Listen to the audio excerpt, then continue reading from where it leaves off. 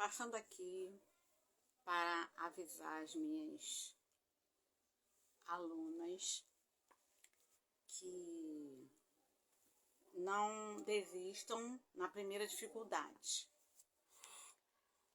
Existem algumas pessoas que falam para mim, algumas meninas, né, que falam para mim assim: eu tenho muita vontade de costurar, de aprender corte e costura, fazer trabalhos manuais, mas eu tenho assim uma dificuldade nas mãos.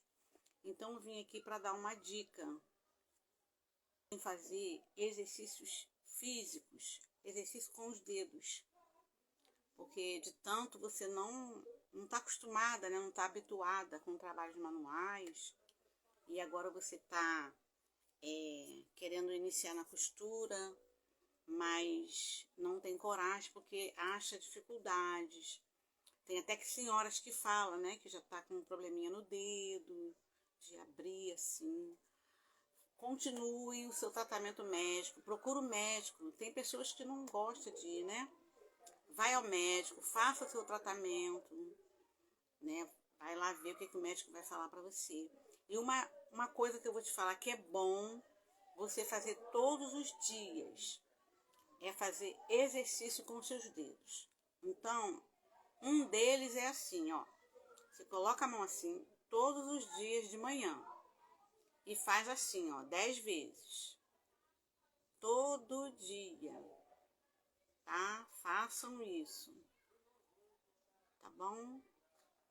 Depois que você, né, fizer a sua devocional, faz a respiração profunda.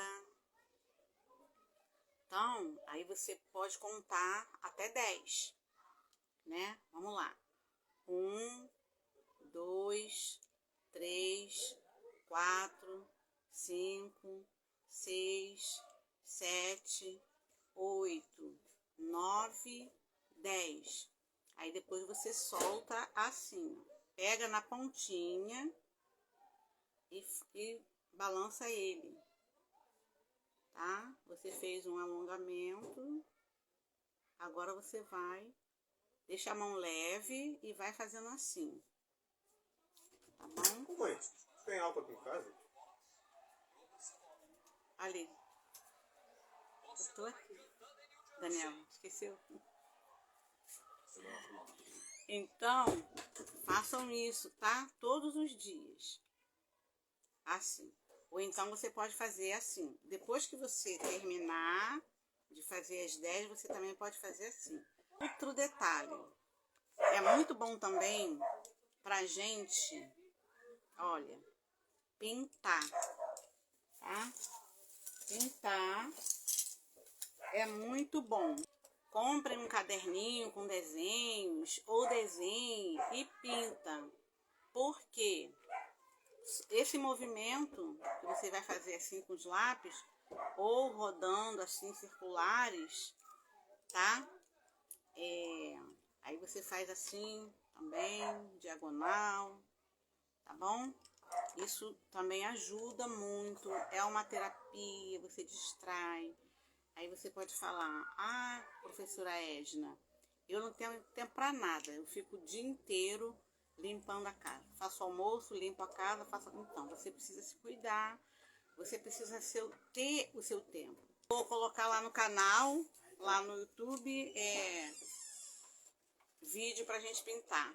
Fala assim: ah, eu não gosto de pintar, mas você não experimentou, como que você vai saber se você gosta se você não experimentou?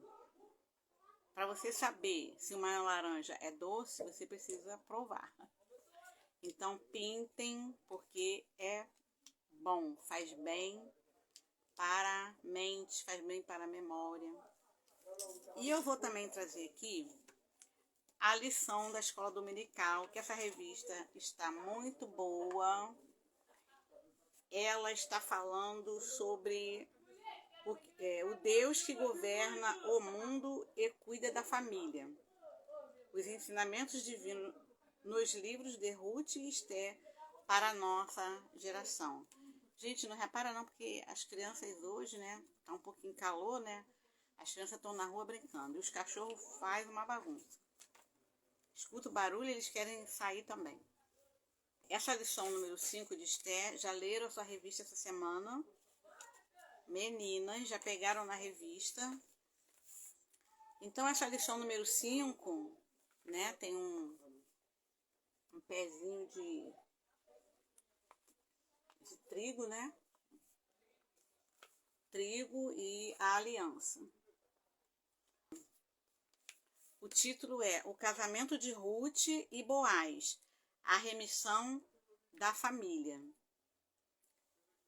Essa história aqui, nessa parte da Ruth, ela se casou, né? O Boaz remiu a Ruth. Então, o que é remir, professora Edna? O que é remir? Então, remir é resgatar, quitar, liberar da pena ou da dívida, né? Ela não tinha nada, né? Só estava ela e a sogra dela, não tinha nada. Então, ele quitou as dívidas dela, né? Acolhendo ela, casando com ela, deu tudo de bom para Ruth. Então, ele casou com a Ruth, a lição, né? Quem já leu, a lição já está ensinando, eu não vou entrar, né? Porque nós vamos estudar ela domingo, né? É o nosso dever ler a nossa lição, responder o questionário. Então, eu só vou ler um pedacinho aqui na introdução, que diz assim: o livro de Ruth começa com fome e mortes, mas termina com duas grandes celebrações: o casamento de Boaz e Ruth e o nascimento de Obed,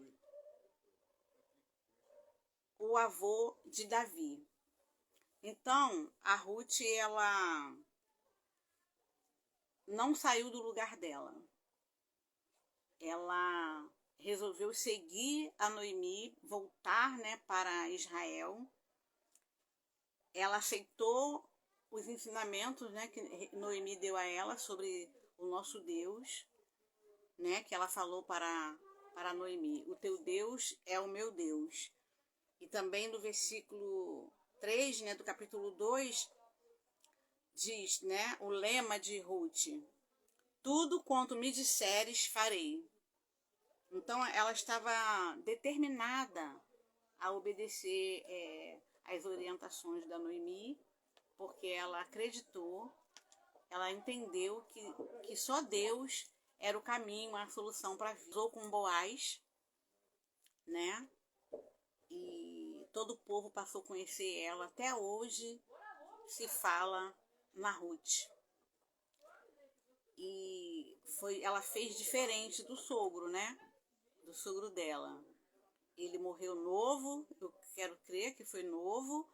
Os filhos dele também morreram, né? Deixou viúva. Então ficaram 3 mulheres viúvas. Por quê? Teve a fome, né? Teve a fome lá em Israel e ele saiu do processo, né? Saiu do processo. O processo era o quê? Passar a fome, ia ter escassez. Mas pode até ter escassez, mas não vai faltar de todo, não vai passar fome. Porque a palavra de Deus diz que ontem fui moço, hoje sou velho e nunca vi um justo mendigar o pão. Pode até passar um aperto, mas fome não vai passar. De falta de alguma coisa, mas de tudo não passa. E ele, fugindo do processo, né, foi para a terra dos Moabitas. E lá ele casou os filhos dele com essas mulheres, né? A Ruth era uma. E ela fez diferente do sogro. Ela ficou no lugar de nora, continuou. É como se ela adotou a Noemi como se fosse mãe dela. Adotou não, né? Escolheu, né? Noemi para ser a mãe dela. E ficou firme. Então, não é porque você está passando uma grande dificuldade, uma pequena dificuldade, eu fico no meu lugar. Uma grande dificuldade, eu saio. Não. Deus, ele nos garante a vitória na pequena e na grande dificuldade. Ela não saiu do lugar dela, que diz assim, ó: Ruth teve oportunidades fora de casa, mas não se aventurou por parte alguma, como se fosse autônoma, independente. Está lá no livro de Ruth, capítulo 3, versículo 10. Não buscou falsas liberdades, como as que são pregadas hoje pela ideologia feminista. Sua lealdade e sujeição fortaleceram o desejo de Noemi de vê-la casada novamente. Então, a Noemi, né, era a sogra, ela perdeu os filhos, e a Ruth era casada, né, com o filho dela. Então, a Noemi, ela teve o prazer de ver a sua nora casada novamente. Então, essa palavra aqui, ela serve para essa lição de domingo, ela serve para as solteiras, para os solteiros, para os noivos, para os casados, para os que estão namorando. Então, ela casou de novo, porque ela obedeceu o nosso Deus.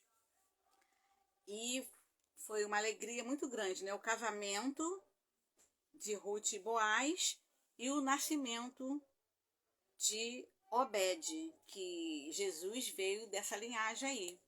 Então, qual é o meu ponto de vista?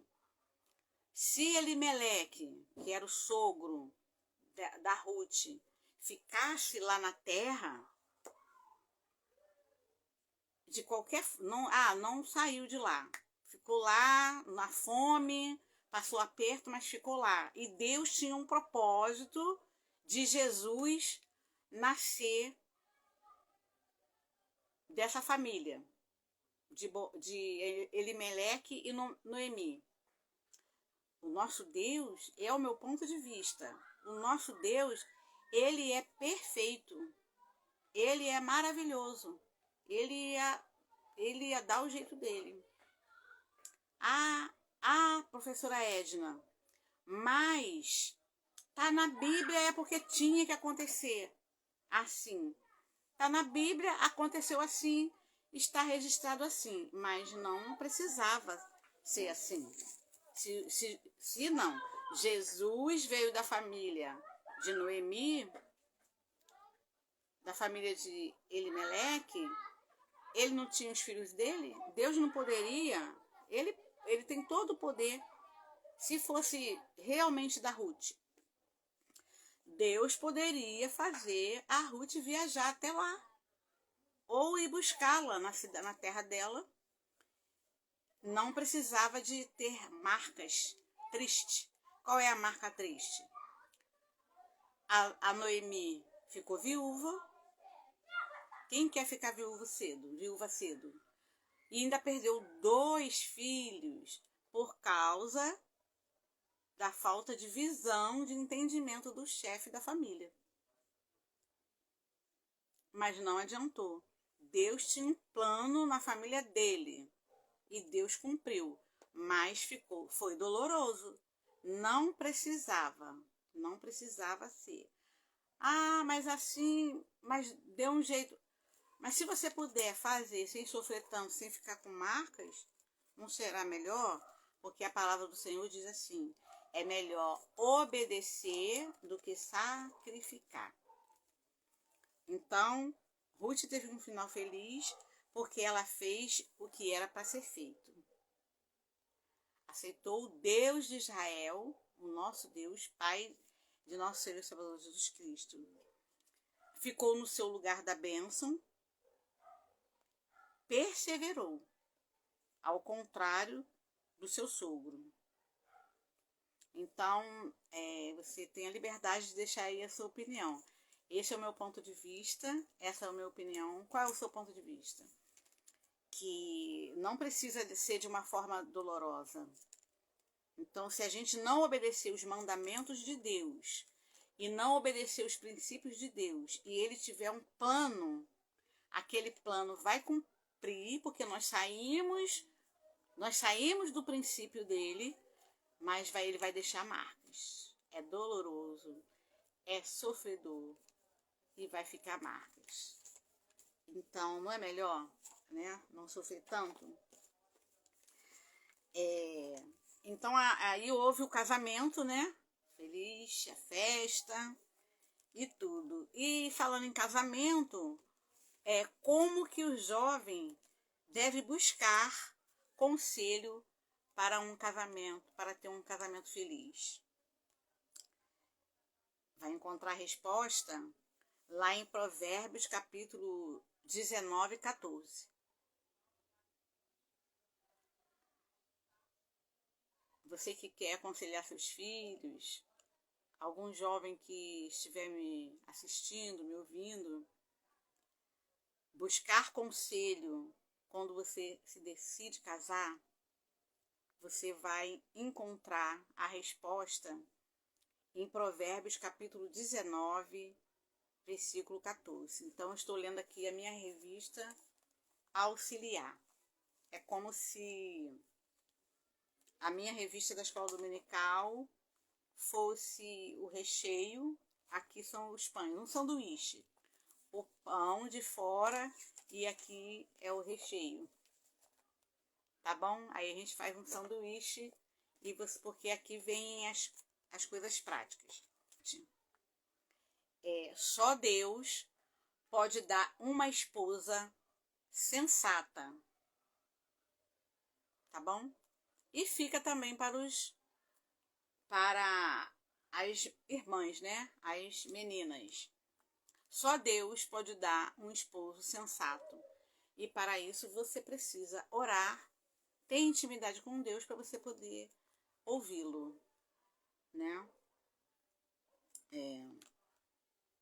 O que vemos em nossos dias, porém, é um apego às emoções como único motivo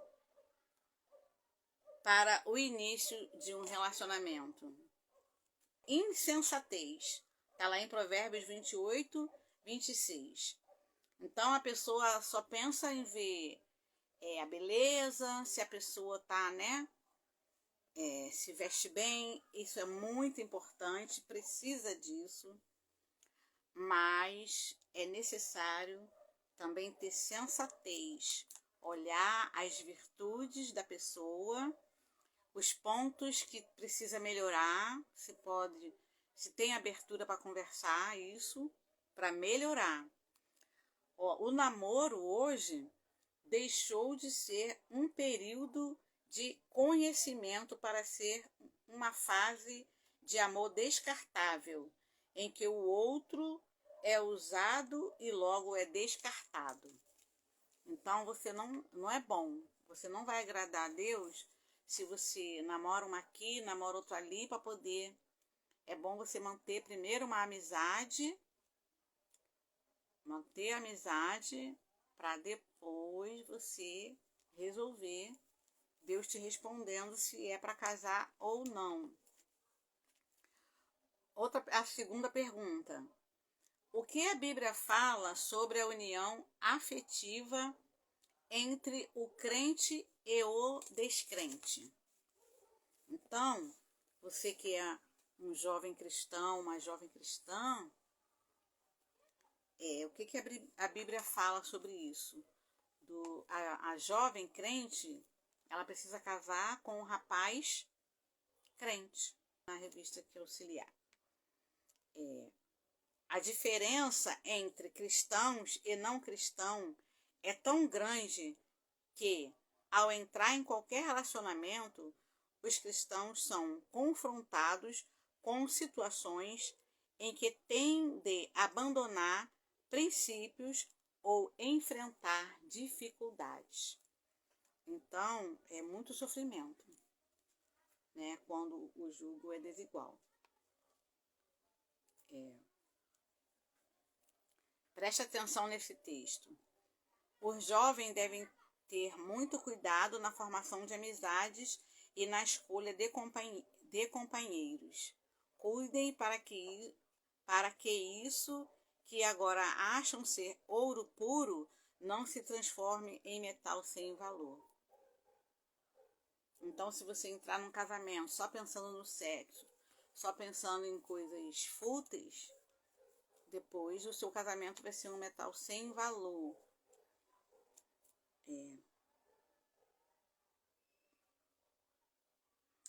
Muitas vezes o coração não convertido segue seus próprios desejos e realizam-se casamentos, mas não aprovados por Deus.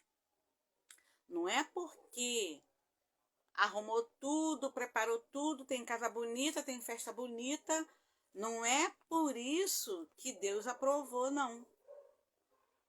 Porque Deus nos dá o livre-arbítrio.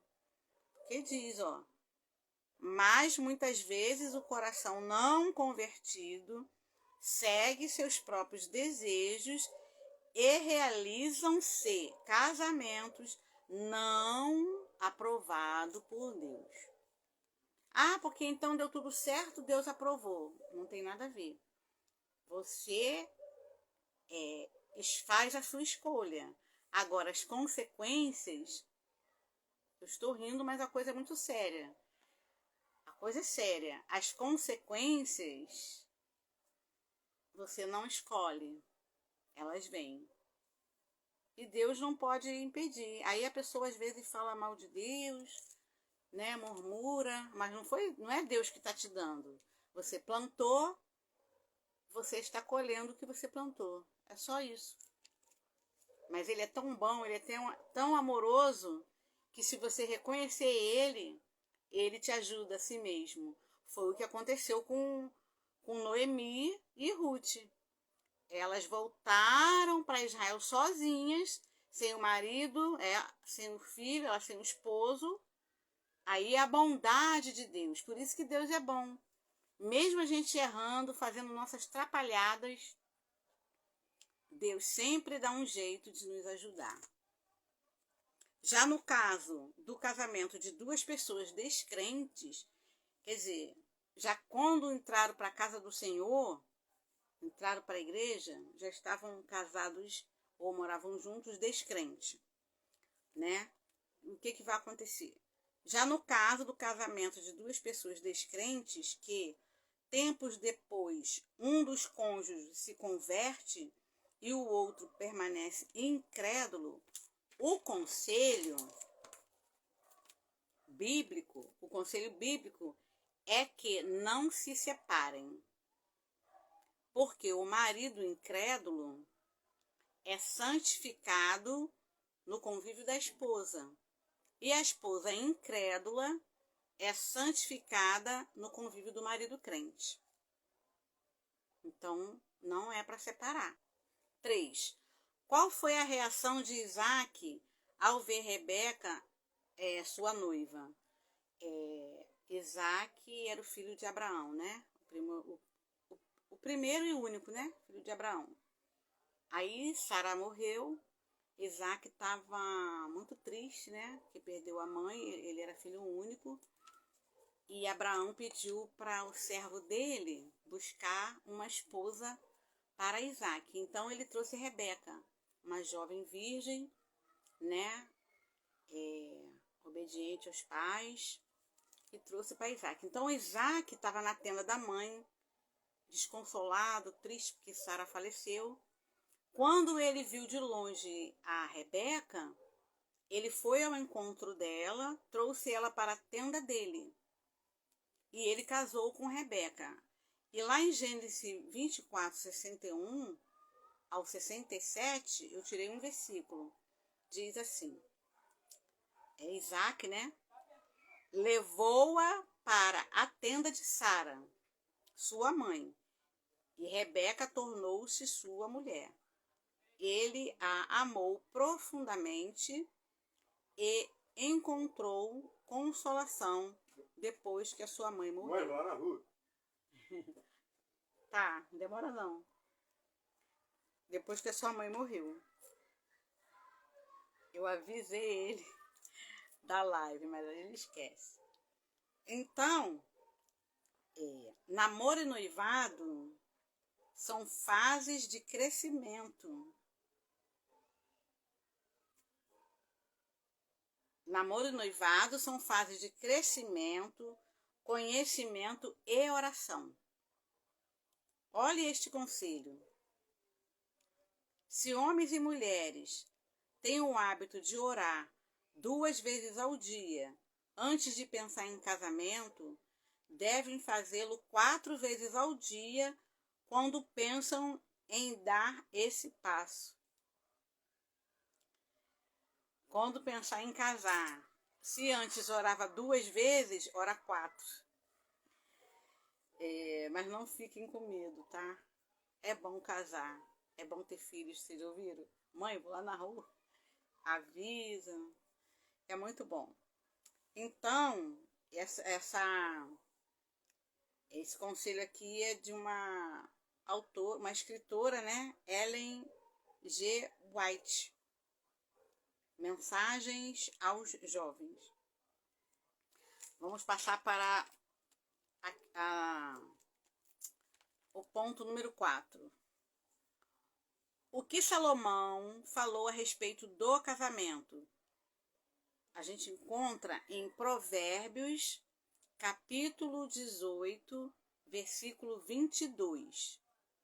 Aí eu já escrevi aqui, já anotei, para ficar mais rápido. Diz assim: o homem que encontra uma esposa encontra um bem precioso e recebe o favor do Senhor. Então, o homem que busca em Deus, ora, espera em Deus, não fica namora aqui, namora ali. E a menina também, né? Está esperando em Deus. E encontra uma pessoa sensata, prudente, né? Os dois, né, no caso.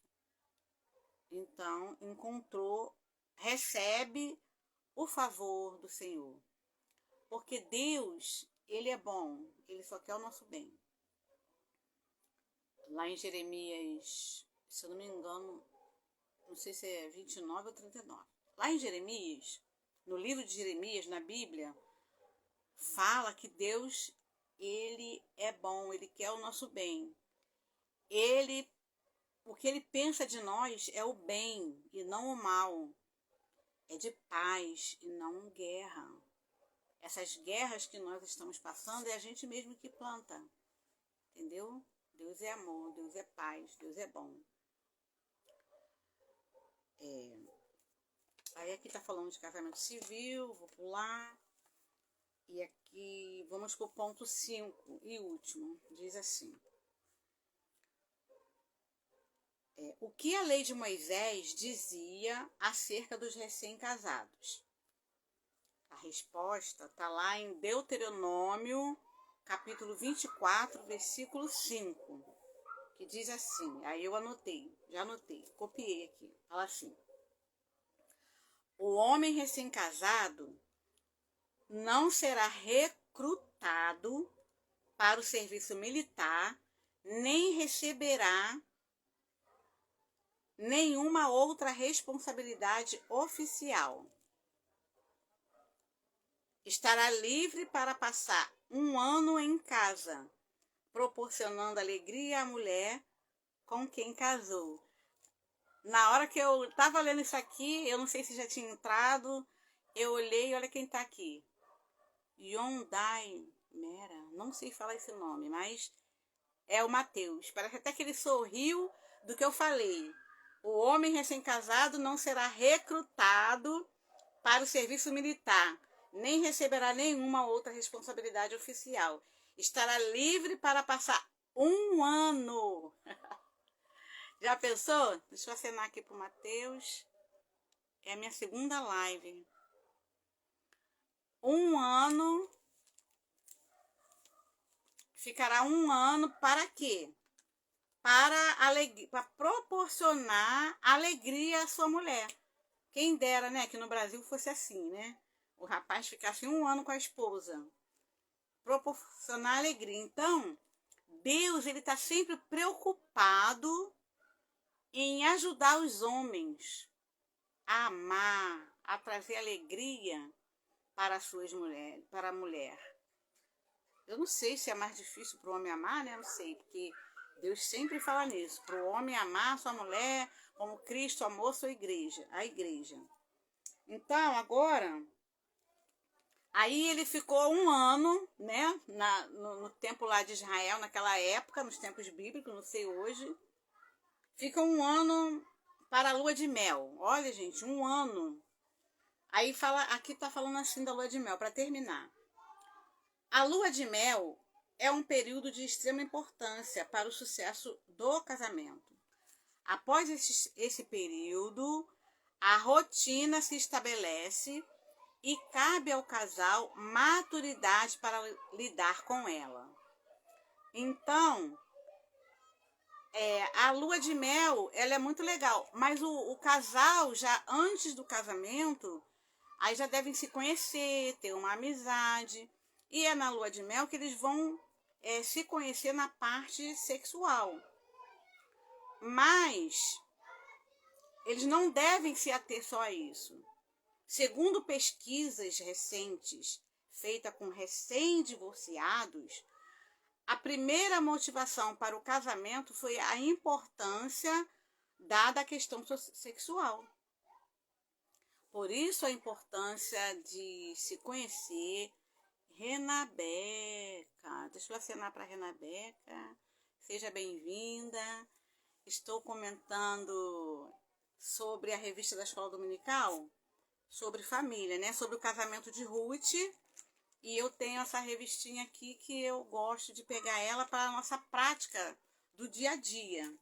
Eu amei essa revista, muito linda, maravilhosa. Então eu falo que ela é o recheio, é um sanduíche. Essa aqui é o pão e a revista é o sanduíche, né? A parte mais gostosa. Então se completa. Então, diz assim, embora a questão sexual seja fundamental no casamento e deva permanecer ao longo da vida matrimonial, está lá em Provérbios, capítulo 5, versículo 17 e 19. É preciso estar ciente de que a lua de mel passa e a atração física torna-se volátil. Por que volátil? Volátil lembra as asas dos pássaros, né? O pássaro voa. Então, a atração sexual, ela pode ser volátil. Não é que todos são, mas pode ser, pode vir a ser volátil. Pode se evaporar, pode acabar essa atração sexual, né? Mas o amor divino no casal cristão, ele não pode acabar. Ele pode até se esfriar, mas o casal se empenhando, o casal se esforçando juntos, o amor divino ele vai acender novamente. Porque Jesus falou que o amor esfria, né? Então, o que deve permanecer é o amor genuíno entre o casal. Por quê? Na alegria e na tristeza, na saúde e na doença, na riqueza e na pobreza, como prometido no altar. Então, a revista fala do casamento de Ruth, né? Foi assim, a Ruth teve uma alegria, né? De ter esse casamento, então nós estamos falando o dia a dia de um casamento. O casamento, nós aprendemos que o casamento, ele tem os degraus, né? O relacionamento, ele tem degraus. O namoro, o noivado, o casamento. Então, tem o conhecimento, né? E tem, assim, os degraus, cada etapa que o casal vai passando, ele vai subindo de nível. E eles vão até se amando mais quando eles trabalham junto para manter um casamento feliz. Aí aqui tem assim, nessa revista, minha decisão. Na de semana passada eu marquei as duas, nessa eu já marquei uma só. Minha decisão. Após descobrir por esse estudo que o relacionamento passa por algumas fases de crescimento e maturidade, decido hoje para marcar X, são duas só. A primeira é manter-me puro em todas as fases do meu relacionamento. Então, tudo o que se passou, né? Orar para casar, aí tem que enfrentar, como é que fala? A rotina, né? Então, cada fase vai passando a rotina. Então, estudando sobre isso que foi falado, né, nessa live, eu decido hoje que manter-me puro em todas as fases do meu casamento. A segunda é permanecer fiel ao meu companheiro, buscando sempre a presença de Deus em meu lar. E também tem um azinho que é para homem e para mulher. Permanecer fiel à minha companheira, buscando sempre a presença de Deus no meu lar. Eu marquei a de baixo. Manter fiel. Porque as lutas, elas vêm, nos pegam de surpresa. Com tudo que a gente passa no nosso casamento, né? Tudo que eu passo no meu casamento, seja de bom, seja de mal, muitas das vezes até coisas ruins, lutas, né, enfermidades, a minha decisão é permanecer fiel ao meu companheiro, buscando sempre a presença de Deus no meu lar, né? Então, depois vocês podem voltar, né, essa live e anotar, né, o que você vai decidir para você. Na prática, você pode fazer duas colunas. Na primeira coluna, você escreve assim: aspectos positivos do meu cônjuge, ou da minha namorada, da minha pretendente, a menina ou o rapaz que eu estou conversando com ele, sou amigo, estou observando. Aí você faz duas colunas. De um lado você coloca aspectos positivos. Do outro lado você coloca aspectos a melhorar. Não coloca assim, coisas ruins no meu companheiro. Não, ele até pode ter coisas que deixam você... Mas a gente não vive pela fé. A gente vive pela fé. Então, pela fé, ele já tem aquilo que a gente gosta, que a gente quer. Aí você escreve assim: aspectos a melhorar. Até coisas também que ele tem ou que ela tem para melhorar. Aspectos a melhorar. Então eu coloquei aqui do meu cônjuge. Vou até fazer depois um outro sobre mim. Aspectos positivos, aspectos a melhorar. E vai relacionando, colocando. Tá? E você vai fazer o que com essa lista? Apresentar ao Senhor. E vai orando e vai observando que vai melhorar. Pode demorar? Às vezes até demora. Mas é como diz, né? O ditado: Deus tarda, mas não falha. Questionário 1. Questionário número 1. A quem primeiramente devemos buscar conselhos quando decidimos nos casar? Foi falado no início da live, já estou terminando. Baseado em Provérbios 19:14. Letra A. Um conselheiro da igreja. Letra B. Um amigo da escola. Letra C. Ao Senhor. Letra D. Um site de relacionamento. Tcharam. A, B, C ou D? Eu marquei a C, ao Senhor. Quem pensou aí na C, acertou. 2. O que a Bíblia fala sobre a união afetiva entre o crente e o descrente? 2 Coríntios 6, 14 e 15. Letra A. É julgo desigual? Letra B. Deus aceita todo tipo de união afetiva? Letra C. Não há problema algum, pois o que importa é o amor? Letra D. Nenhuma das alternativas. Aí eu fiz com as crianças aqui, eu falo crianças, né? Eu fiz com eles aqui, falando qualquer coisa, mas depois eles acertaram. Então, o que a Bíblia fala sobre a união afetiva sobre crente e descrente, tcharam, eu marquei a letra A. Espero que vocês também tenham marcado a letra A. É julgo desigual. 3. Qual foi a reação de Isaac ao ver Rebeca, sua noiva? Gênesis 24, do 61 ao 67. Isaac desprezou Rebeca? Letra B. Isaac teve dúvidas quanto ao relacionamento com Rebeca? C. Isaac procurou seus pais para buscar conselhos? D. Isaac amou Rebeca? Eu marquei a letra D. Isaac amou Rebeca. Eu tô rindo assim porque Samuel falou, procurou seus pais para buscar conselhos. O que Salomão falou a respeito do casamento? Provérbios 18, 22. Aí o Samuel, mãe, mas o Salomão teve tantas mulheres. Eu falei, Samuel, se atém no que ele falou, não no que ele fez. É assim. Os antigos eram assim.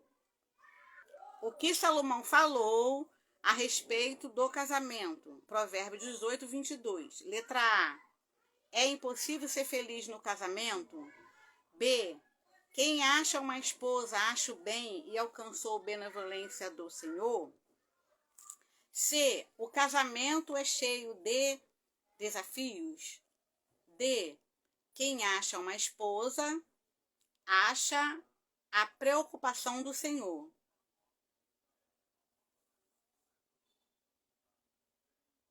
Letra B. Quem acha uma esposa acha o bem e alcançou a benevolência do Senhor. Falamos sobre isso também. Não sei se a Renata já estava. 5 e última, para terminar nossa live. O que a lei de Moisés dizia acerca dos recém-casados? Deuteronômio 24, 5. O homem recém-casado ficaria livre 2 anos para promover a felicidade da mulher? Já pensou? 2 anos. B. Não havia nenhuma regra em Israel para os recém-casados. C. O homem recém-casado ficaria livre 1 ano para promover a felicidade da mulher. D. O homem recém-casado deveria ir para a guerra. Tcharam. A letra C. O homem recém-casado ficaria livre 1 ano para promover a felicidade à mulher. Então, a jovem, né, que esperar no Senhor, orar, como foi dito no início da live, se orava 2 vezes sobre o casamento. Quando pensar em casar, orar 4 por dia e esperar no Senhor bonitinho, ela vai ser uma mulher feliz, porque o Senhor, ele promove isso, né? Promover a felicidade da mulher. E o jovem que espera no Senhor, ele igualmente vai ser feliz. Por quê? Se ele espera no Senhor, se ele ora ao Senhor, busca ao Senhor, procura ser amigo de Deus, ele automaticamente será um jovem feliz, um homem feliz. E um homem feliz, né? Automaticamente, sem fazer força como a árvore, ele vai fazer a sua mulher feliz. Nossa revista, né, da escola dominical, que eu falo que ela é o recheio, que é a parte mais gostosa de um sanduíche, e esse aqui é o pão. Então, vamos ficar por aqui. Eu quero agradecer, né, vocês que entraram, né, nessa live. Compartilha. Então eu fico por aqui. Um beijo para vocês. Obrigado por me ouvirem até aqui. Deus abençoe vocês. Voltem sempre.